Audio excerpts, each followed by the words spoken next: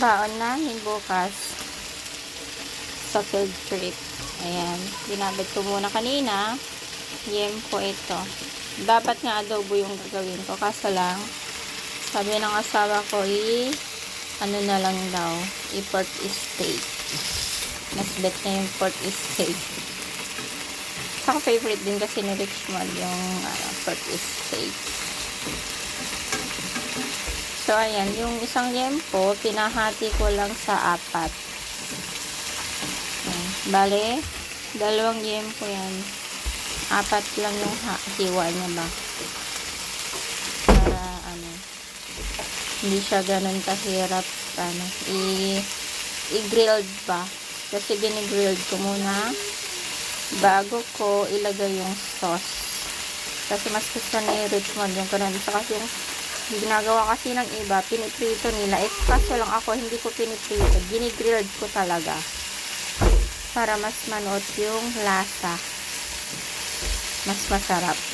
Kaysa dun sa ipiprito mo muna. Pero iba-iba pa rin naman kasi tayo ng kung paano magluto. So, sa akin, ganito talaga yung technique ko. Para less mantika na rin. Kasi, ayun yan, may mga mantika na din yan. So, magmamantika na yan. Kapag nagmantika na yan, yan yung gagawin kong, paggigisahan ko naman. Saka, ilagay itong sauce niya. Ang inano ko pala is, nilagyan ko siya ng bawang. Piniglan ko siya ng bawang, paminta, na gano'n. Tapos, nilagyan ko siya ng oyster sauce. Saka, toyo. So, ayan na. Nagawa na rin ako nito, pero sa naman yun? Yung sa pork chop naman siya. Ito, sabi kasi ng asawa ko yun po. Adobo nga sana. Kaso lang, sabi niya, ko daw. Yung gaya daw ng luto ko sa pork chop ang gagawin ko. So, ayan. Masunurin naman ako.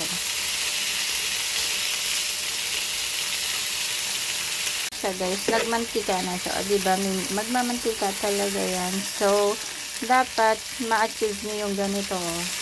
Ganyan. Yung ganyang kulay ba? Kapag na-achieve nyo na yan, isi-set aside nyo na. Tapos, syempre, nyo ulit yung panibago. Or kung ganito lang naman karami, pwede nyo nang i-set aside. Tapos, saka kayo magigisa ng bawang at sibuyas at saka ilagay yung sauce. So, ayan na yan. Ayan na siya kapag na set aside nyo ito. Syempre, maglagay rin ako ulit yung pangalawang liempo. Ito yung manok. Na guys, magigisa na ng bawang. Konting bawang lang kasi may bawang na ko. Konting bawang na lang kasi may bawang ako dun sa na-marinate ko.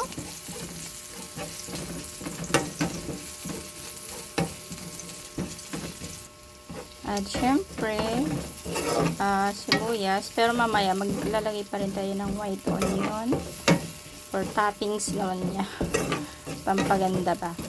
So, ito na yung pinagmarinatan. Bubukas na lang.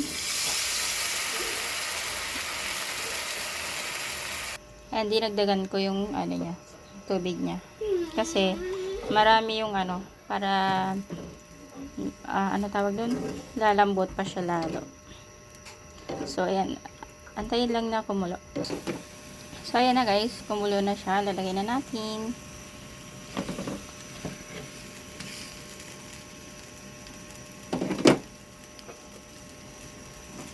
So, ayan. Antayin na lang natin hanggang lumambot at saka lumapot na rin siya.